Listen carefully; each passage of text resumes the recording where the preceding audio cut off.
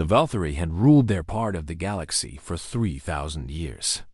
They were tall, thin creatures with pale blue skin and eyes that glowed like dying stars. They believed they were the greatest species in all of creation.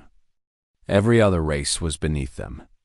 Every other civilization was just waiting to be conquered or destroyed.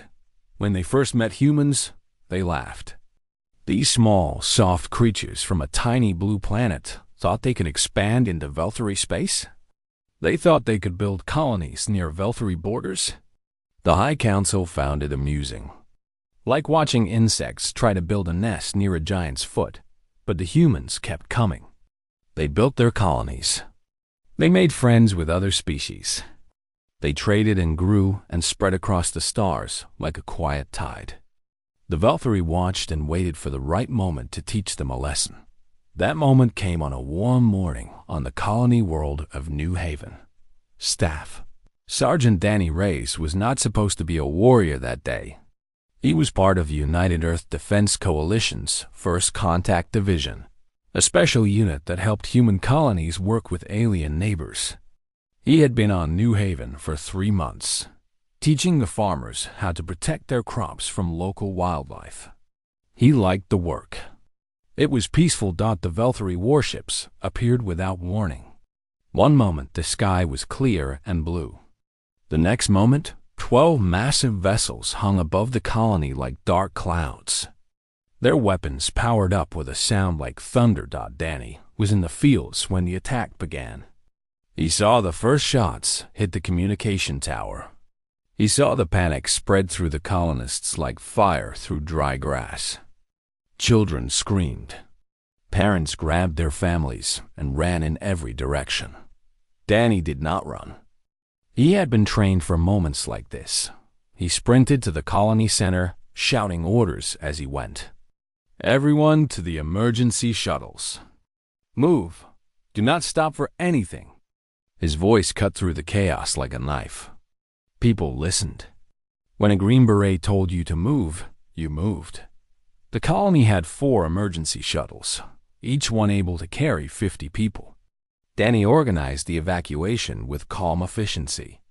Women and children first, then the elderly, then everyone else. He counted heads as they boarded. 43, 44, 45. The Valkyrie ground troops landed when the first shuttle was half full. They came in armored transports. Dozens of soldiers in black combat suits. They moved through the colony with terrible purpose, shooting anyone who resisted, capturing anyone who surrendered. They were looking for something.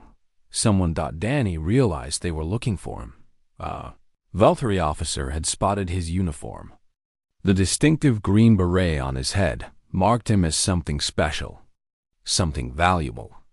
The officer spoke into his communicator, and suddenly every Valkyrie soldier changed direction. They were coming for him. Danny could have run. He could have boarded the last shuttle and escaped with the civilians. He had done his duty. No one would blame him. Instead, he moved away from the shuttles. He drew his sidearm and started firing at the approaching soldiers. Not to kill them. He knew his small weapon could not pierce their armor, but to distract them. To keep their attention on him while the shuttles filled. Go. He screamed at the shuttle pilots. Get them out of here. The shuttles launched one by one. 47 civilians escaped into the sky, racing toward the orbital station where human warships waited. Danny watched them go with something like peace in his heart. Then the Valkyrie soldiers surrounded him. They beat him. They broke his ribs and his nose and 3 fingers on his left hand. They dragged him through the dirt to their commander, a tall Valkyrie with golden marks on his armor that showed his high rank. A Green Beret, the commander said in accented English. He had studied humans. He knew what the green hat meant. The High Council will be pleased. We have been waiting for one of you. Danny spat blood at the commander's feet. You made a mistake, he said. The commander laughed. The only mistake was yours, human. Coming to our space. Thinking you belonged among the stars.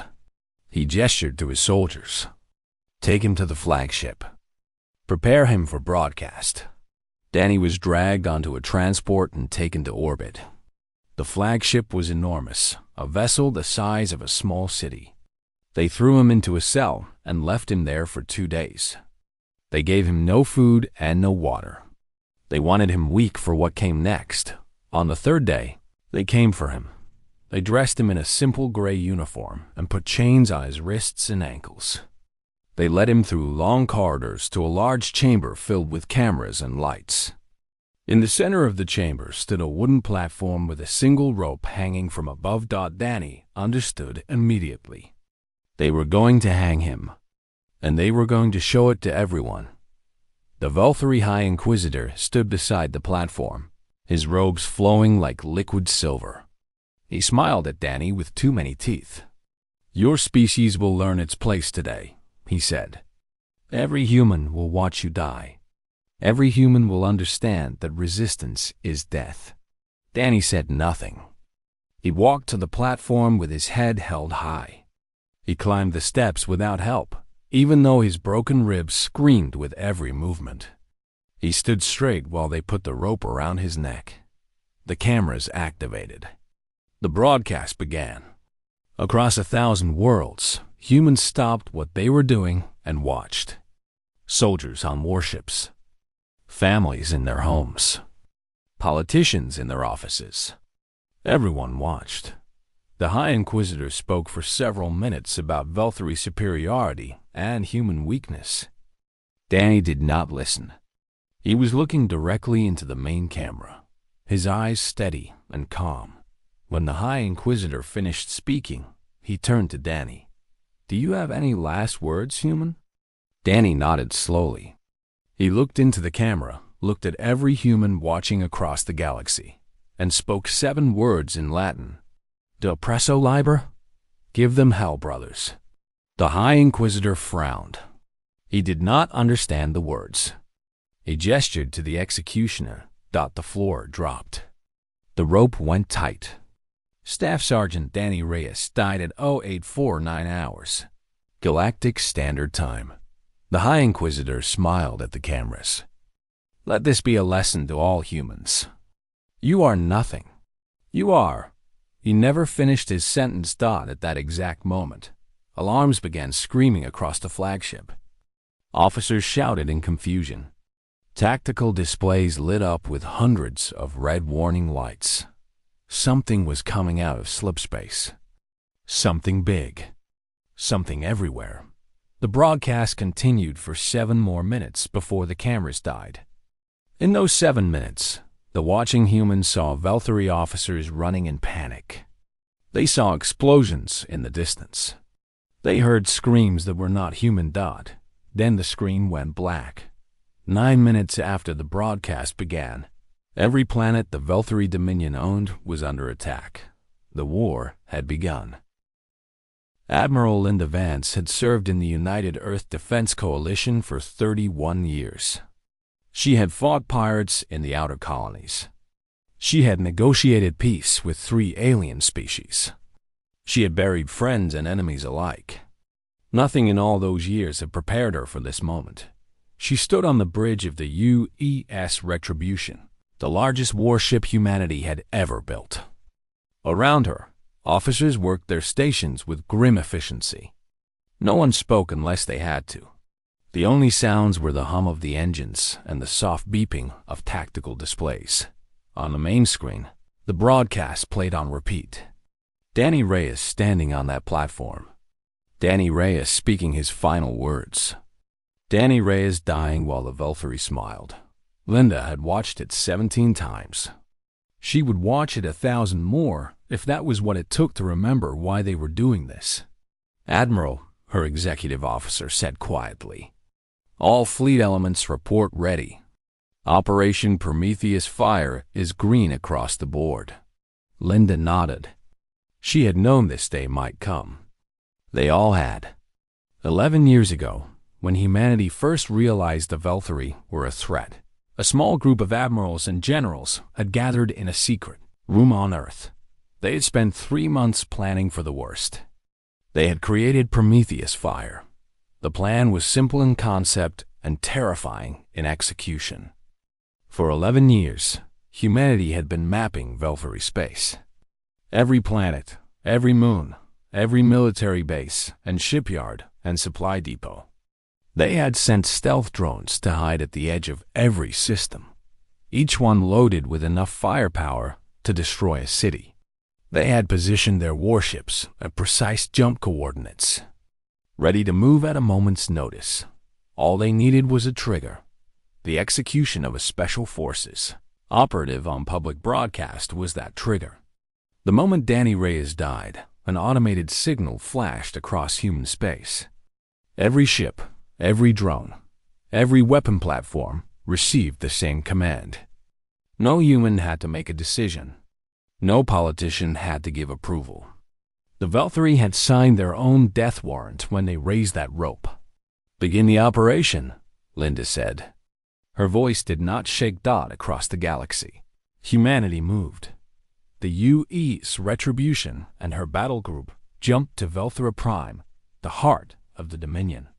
They emerged from slipspace directly above the capital city, so close that Velthory civilians could see their ship with naked eyes. The Retribution's weapons were already hot. Their shields already raised. Captain Tony Marsh commanded the strike group from his position on the Retribution's tactical deck. He was a big man with a shaved head and hands that had seen too many fights. He had known Danny Reyes. They had trained together years ago, back when they were both young and stupid and convinced they would live forever. Tony opened the channel to the Velthory command frequency. "This is Captain Tony Marsh of the United Earth Defense Coalition. You have 9 minutes to evacuate your military installations. After that, we turn them to glass. This is not a negotiation. This is a consequence." The Velthory High Admiral responded with laughter. His face appeared on the communication screen. Blue skin stretched tight over angular bones. 9 minutes? Human, it will take us an hour just to power up our defense grid. Your threats are meaningless. Tony smiled. It was not a pleasant smile. Then I suggest you start running. He closed the channel. For 9 minutes, the human ships hung in space like patient predators. The Velthory scrambled to respond. They tried to activate their orbital defenses. They tried to launch their fighters. They tried to send distress calls to their other fleets. None of it mattered. When the 9 minutes ended, the bombardment began. Kinetic rounds the size of buildings fell from the human ships. They struck Velthory military bases with the force of small meteors. Plasma cannons carved through shipyards that had taken centuries to build. Antimatter missiles turned defense platforms into expanding clouds of fire and debris. The Velthory High Admiral watched his world burn. He saw his fleet die before it could even leave dock. He saw his soldiers vaporized in their barracks. He screamed orders that no one could follow. How? He demanded. How is this possible? You are insects. You are nothing. No one answered him. There was no one left to answer. On the other side of the planet, a second human fleet emerged. Then a third. They surrounded Velthora Prime like wolves around wounded prey. They destroyed every military target with surgical precision. They did not touch civilian areas, not because they could not, but because they chose not to. This was not genocide. This was punishment. The same scene played out across 47 worlds. The Velthory had built their empire over 3,000 years. Humanity destroyed their military in less than 3 hours. On a small moon in the outer reaches of Velthory space, Commander Sarah Blake led a team of Marines against a hidden weapons research facility. The Velthory scientists inside had been developing a plague designed to kill humans. They had tested it on prisoners. They had laughed as those prisoners died. Sarah and her team did not laugh. They cleared the facility room by room, killing every armed defender. They secured the plague samples for study and destruction. They found the chief scientist hiding in a closet, begging for mercy in broken English. We were just following orders, he whimpered. "Please, we are not soldiers. We are scientists." Sarah looked at him for a long moment. She thought about the prisoners who had died screaming in this facility. She thought about Danny Reyes hanging from a rope while the galaxy watched. "You should have chosen better orders," she said. She left him in chains for the War Crimes Tribunal. Death would have been too kind. Back on the Retribution, Admiral Vance received reports from across Volturi space. 47 planets secured. Enemy military capability reduced by 93%.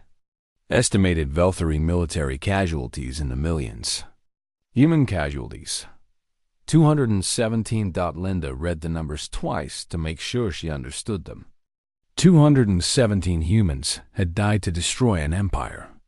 It seemed impossible. It seemed like a miracle. It was neither. It was preparation. It was 11 years of careful planning, of quiet watching, of waiting for the moment when the Volturi would make a mistake too big to ignore. Danny Reyes had given them that moment. He had stood on that platform and spoken his final words, and every human who heard him had understood. This was not just about one man. This was about who humanity was and what they would accept. The answer was simple. They would accept nothing. Not threats. Not intimidation.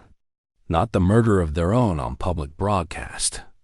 The Volturi had wanted to teach humanity a lesson about power. Instead, humanity had taught them a lesson about consequences. Linda Vance turned away from the tactical display. The battle was over. The war had just begun. There would be more fighting, more dying, more hard choices ahead. But the message had been sent. Humanity was not to be tested. "Send a message to Earth," Linda said. "Tell them Operation Prometheus Fire is complete. Tell them Danny Reyes has been avenged." She paused, looking out the viewport at the burning remains of the Volturi fleet. "And tell them we're just getting started." On Earth, in a small bar in North Carolina, a group of men sat in silence. They wore civilian clothes, jeans and t-shirts, and worn leather jackets. They looked like ordinary people enjoying a quiet evening. They were anything but ordinary. These men were Green Berets. Some were active duty, on leave for a few days. Others had retired years ago, but still carried themselves like soldiers. They had all known Danny Reyes. They had trained with him, fought beside him, shared drinks and stories in the quiet moments between battles. Now they watched the news feeds on the bar's old television. The Volturi worlds burning. The human fleets moving through enemy space like fire through paper. The reporters struggling to explain how humanity had struck so fast, so hard, so completely. Master Sergeant Pete Holloway raised his glass. He was 53 years old, with gray in his hair and scars on his hands from fights he never talked about. He had been Danny's instructor once. He had watched that young kid from Texas grow into one of the finest soldiers he had ever known. He bought those civilians 9 minutes, Pete said quietly. Held the line so they could get to the shuttles. That's who Danny was. The men drank in silence. There were no tears. Green Berets did not cry for their fallen brothers. They remembered them. They honored them. And sometimes they avenged them.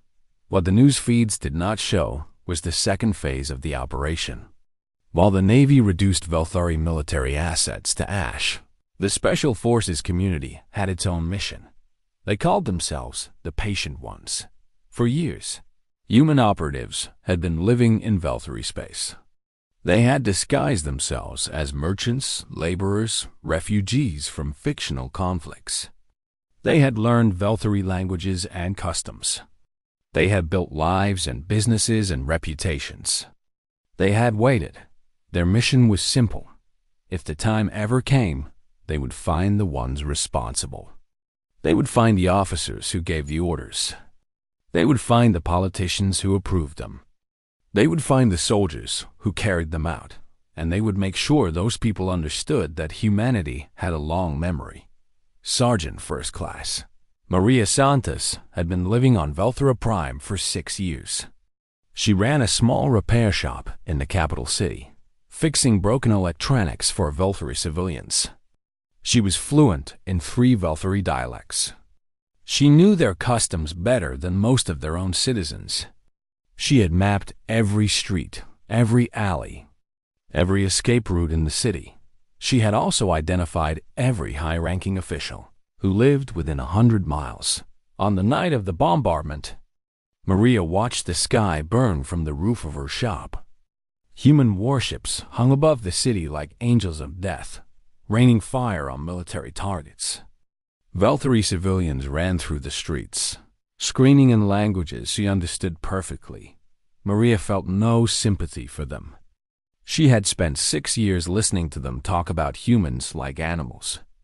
She had heard them laugh about the species they had conquered and enslaved. She had seen how they treated anyone they considered beneath them. Now they were learning what it felt like to be helpless. She climbed down from the roof and walked calmly through the chaos. No one stopped her. No one even looked at her. She was just another frightened civilian trying to survive the end of the world.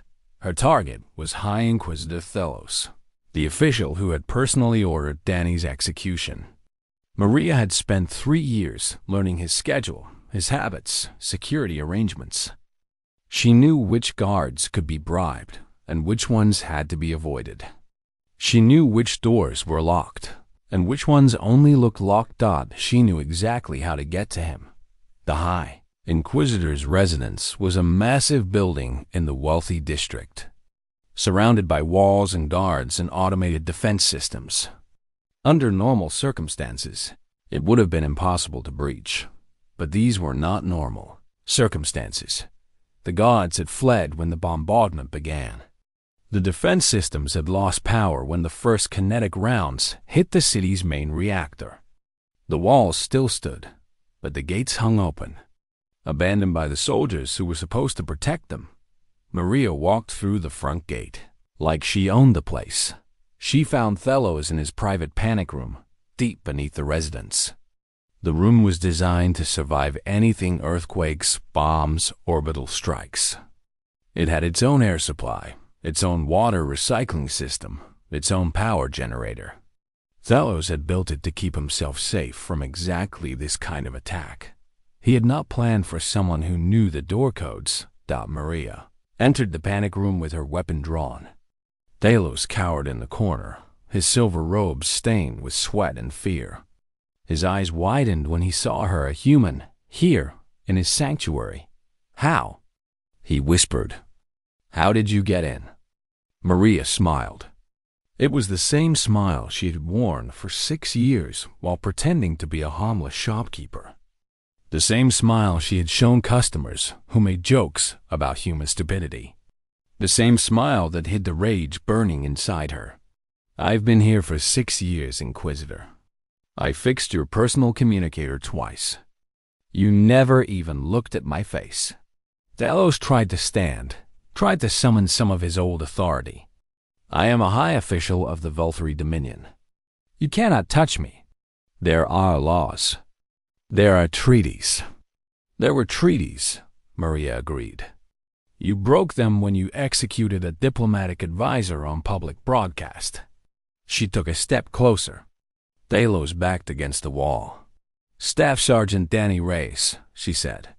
That was his name. He was a Green Beret. He was my brother, not by blood, but by something stronger. He died so that 47 civilians could live. Maria pulled a small device from her pocket. It was a beacon, designed to send a single signal to the warships in orbit above. "You thought killing him would make us afraid," she continued. "You thought we would see his death and surrender. You were wrong. His death did not make us afraid. It made us angry." She activated the beacon. "And now, High Inquisitor, you get to find out exactly how angry." Thelos opened his mouth to beg, to plead, to offer anything if she would just spare him. He never got the chance. 3 seconds after the beacon activated, A precision strike from the UEE's retribution turned the residents into a crater. The panic room that was supposed to survive anything did not survive a direct hit from a ship-mounted plasma cannon. Maria was already gone. She had placed the beacon and walked out, disappearing into the chaos of the burning city. She had other targets to find, other debts to collect. Across Valkyrie space, the patient ones went to work. They found the officers who had supervised the execution. They found the soldiers who had beaten Danny in his cell. They found the politicians who had voted to broadcast his death to the galaxy. One by one, they found them all. Some died quickly, vaporized by precision strikes. Others were captured and handed over to human authorities for trial.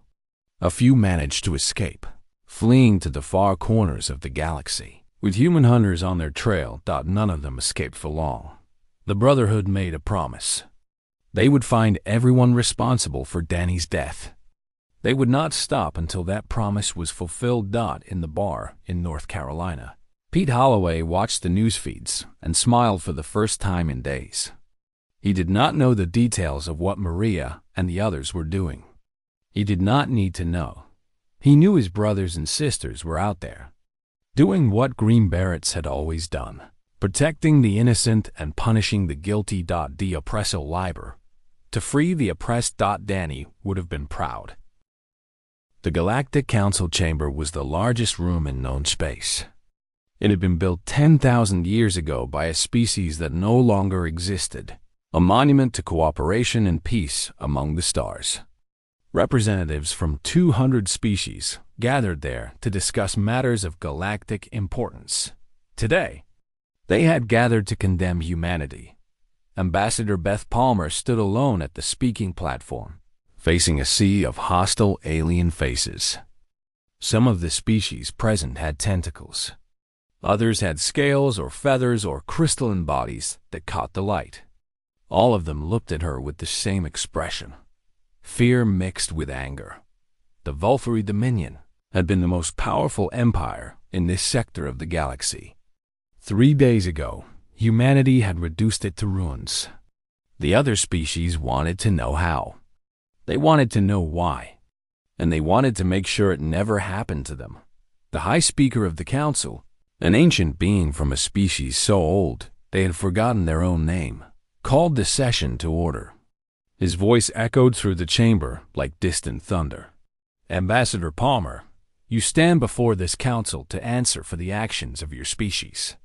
In the span of 9 minutes, humanity launched a coordinated attack on 47 sovereign worlds. You destroyed military installations. You killed millions. You reduced an empire that stood for 3,000 years to ashes. He paused, letting the weight of his words sink in. How do you answer these charges? Beth Palmer was 54 years old. She had been a diplomat for 30 years, negotiating with species that considered humans to be primitive at best and vermin at worst. She had learned to be patient. She had learned to be careful. She had learned to choose her words with precision. Today, she chose truth. 3,000 years ago, she began, the Valkyrie conquered the Nessith people. The Nessith were a peaceful species who had just developed spaceflight. They posed no threat to anyone. But the Valkyrie wanted their planet for mining, so they invaded. Beth touched a control on the speaking platform. Images appeared on screens throughout the chamber. Images of Nessith being herded into camps. Images of Nessith leaders being executed on broadcast. The Valkyrie killed the Nessith leadership on public broadcast, just as they did to our soldier. They wanted to break the Nessith spirit. They wanted to show that resistance was pointless. The Nessith were enslaved for a millennium. She changed the images again. 2,000 years ago, the Valkyrie did the same thing to the Korathi hegemony. The Korathi surrendered rather than watch their people die. They became servants of the Dominion for 600 years. More images. More species. More executions. The Valkyrie have done this 17 times throughout their history. 17 species have watched their people die on broadcast, while this council did nothing. 17 species were conquered or destroyed because no one stood up to say, enough. Beth led the silent stretch. Some of the representatives shifted uncomfortably in their seats. They knew she was right.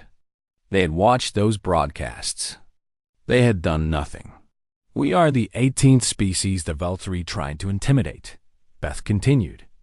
Staff Sergeant Danny Rios was not a soldier in combat. He was a diplomatic advisor, protected under 6 separate treaties that the Veltri signed. He was helping farmers protect their crops. He posed no threat to anyone. She pulled up the image of Danny on the platform, the rope around his neck, his eyes calm and steady. The Veltri knew who he was. They knew what they were doing violated galactic law. They did it anyway, because they believed we would react the way every other species had. They believed we would see our man die and accept our place beneath them. Beth Palmer took a deep breath. They were wrong. She turned to face the representatives directly. Humanity did not seek this conflict. We were content to build our colonies and trade with our neighbors and live in peace. But we learned from history. We saw what happened to the Neseth and the Karathi and all the others. We understood that the Veltri only respected strength. She paused. So we prepared. We spent 11 years mapping their space, positioning our forces, planning for the day when they would push too far. We hoped that day would never come. But when it did, we were ready. A representative from a species called the Mallory stood up. His gray skin flushed dark with emotion. You killed millions. You destroyed entire planets. This is not justice, it is genocide. Beth shook her head. We destroyed military targets, military bases, shipyards, weapons facilities. We gave 9 minutes warning before every strike. We deliberately avoided civilian areas. The Veltri military is gone, but their people survive. She pulled up new images, Veltri cities intact. Veltri civilians walking through streets that had not been touched. Genocide is what the Veltri did to the Neseth. They killed every last one of them. The Neseth no longer exist because the Veltri found their planet useful. We did not do that. We could have. Our weapons could have turned every Veltri world into glass. We chose not to. The Mallory representative sat down slowly. What we did was send a message, Beth continued. That message was simple. Humanity protects its own. When you hurt one of us, you hurt all of us. When you kill one of us on public broadcast, you do not intimidate us, you unite us. She looked around the chamber. I understand that some of you are afraid. You see what we did to the Veltri, and you wonder if we might do it to you. Let me be clear. Humanity does not want war. We do not want to conquer or destroy. We want to live in peace with our neighbors. Her voice hardened, but we will not be threatened. We will not be bullied. We will not watch our people die while the galaxy stands by and does nothing. If any species wishes to test our resolve by harming our people, I invite them to study what happened to the Veltri Dominion. She gathered her notes and prepared to leave the platform. We will not start wars, but we will finish them. That is the lesson here. Learn it well. The chamber was silent as she walked back to her seat. No one spoke. No one moved. The representatives looked at each other with new eyes, seeing humanity not as the young, primitive species they had always dismissed, but as something else entirely, something dangerous. After a long moment, the High Speaker cleared his throat. This council will take Ambassador Palmer's words under advisement. We will reconvene in 3 days to discuss the future of the former Veltri territories. The session ended. Representatives scattered to their ships and their homeworlds, carrying news of what they had heard. Within days, that news had spread to every corner of the galaxy. Humanity had destroyed an empire in 9 minutes. Humanity had done it because the Empire had killed one soldier. Humanity had made it clear they would do it again if provoked. The galaxy had a new power to consider. A small species from a small planet, young and seemingly insignificant, but united in ways that older species had forgotten how to be. Protective of their own in ways that other civilizations found almost frightening. On the transport back to Earth, Beth Palmer sat alone in her cabin and allowed herself a moment of doubt. Had she been too harsh? Had she made humanity seem like monsters instead of defenders? Then she thought about Danny Reyes on that platform, speaking his final words with calm dignity. She thought about the colonists he had saved, the children who would grow up because he had stayed behind. No. She had said what needed to be said.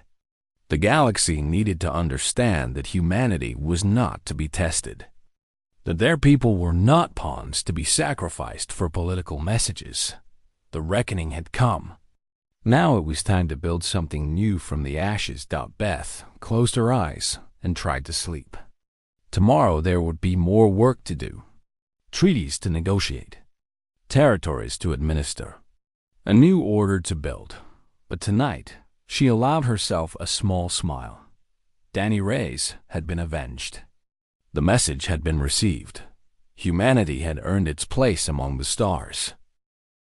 6 months had passed since the war began. 6 months of fighting and dying and hard choices. 6 months of watching the Velthari Dominion crumble into dust. Now it was over. The Velthari worlds were under joint administration, governed by a council of species who had once been their slaves. Their military was permanently disbanded, their warships scrapped for parts or converted to cargo vessels. The surviving leaders faced war crimes, tribunals that would take years to complete. The species the Velthari had conquered were finally free. The Karathi had reclaimed their homeworld after 600 years of servitude. Other species, long forgotten by the galaxy, emerged from the shadows to rebuild their civilizations. Humanity had not asked for anything in return. No territory, no tribute, no slaves of their own. They had simply asked that the former victims be given a chance to heal. It was more than any other conquering power had ever done. On a clear autumn day on Earth, a ceremony was held at Arlington National Cemetery. The trees had turned gold and red, their leaves drifting down like slow rain. The sky was a perfect blue, the kind of sky that made people remember why they loved their planet. Thousands of people had gathered to honor Staff Sergeant Danny Reyes. His body had been recovered from Volthara. Prime 3 months after the war began. A special operations team had found his remains in a storage facility, preserved by Velthari scientists who had planned to study the human anatomy. The scientists were now awaiting trial. Danny was finally coming home. The casket was draped in the flag of the United Earth Defense Coalition, blue and green for Earth, dotted with white stars for the colonies humanity had built among the stars. 8 soldiers in dress uniforms carried it slowly to the grave site, their steps perfectly synchronized. General Claire Dawson gave the eulogy. She was a small woman with silver hair and eyes that had seen too much.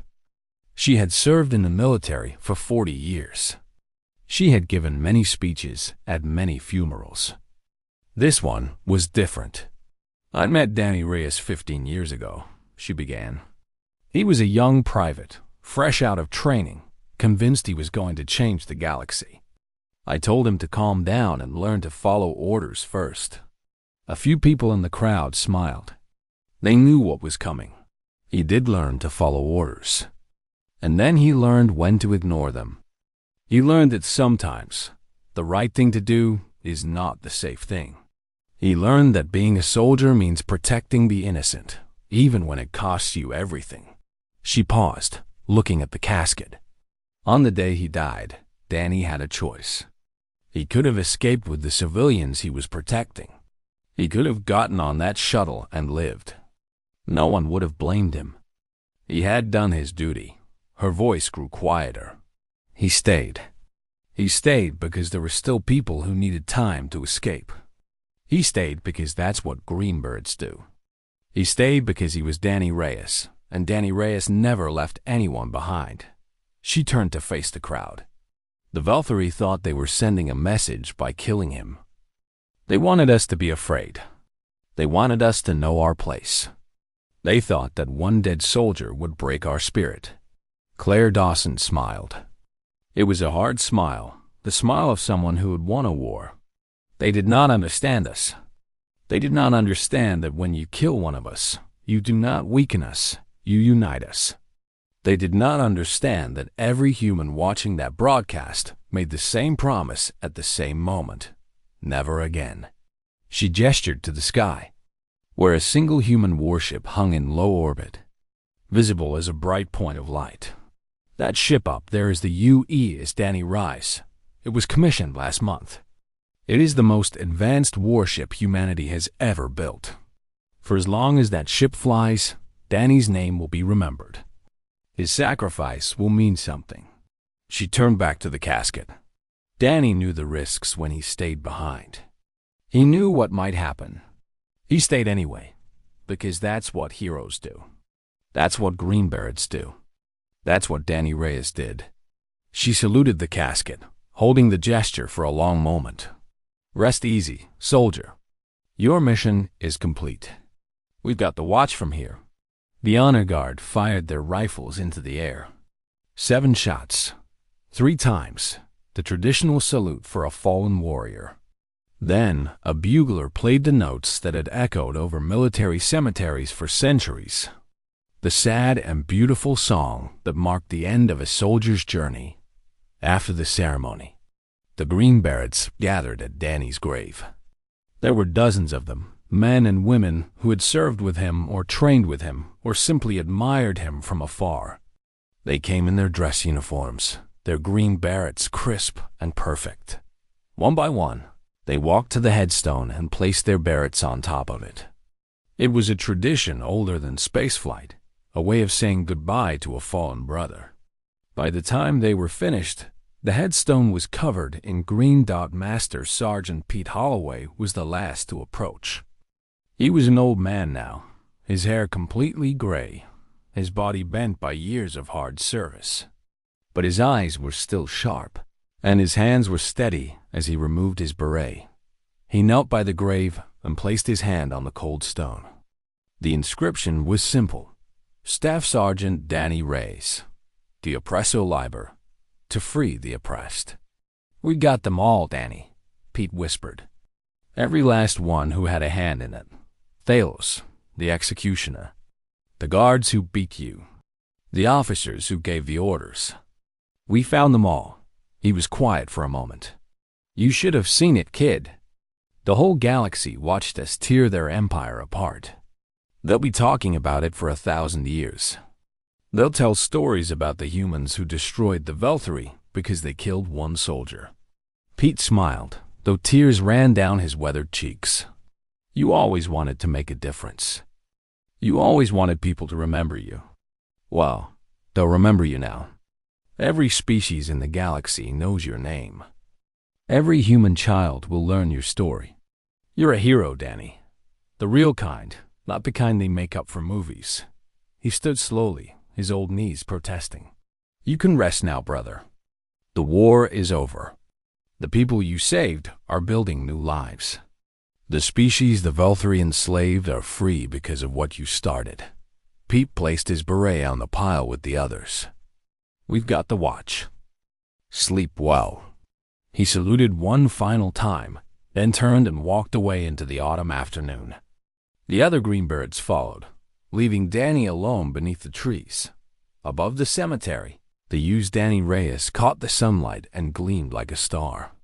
In a few hours, it would leave Earth orbit and begin its patrol of the outer colonies. It would protect the innocent and defend the helpless, just as its namesake had done. The war was over. The galaxy was at peace, at least for now. But the lesson had been learned. Every species who looked at the stars remembered what had happened to the Velthari. They remembered what humanity had done when one of their own was taken. They remembered, and they were careful. In the years that followed, humans expanded across the galaxy. They built new colonies. They made new friends. They traded and explored and discovered wonders beyond imagination. But they never forgot who they were. They were the species that protected its own. The species that never forgave those who harmed the innocent. The species that would burn an empire for the sake of one soldier. They were humanity, and the galaxy had learned to respect them. On Danny Race's grave, the green berets rustled in the autumn wind. The sun set slowly, painting the sky in shades of gold and red. Somewhere in the distance, a bugle played one final note. Then silence. Then peace. The end.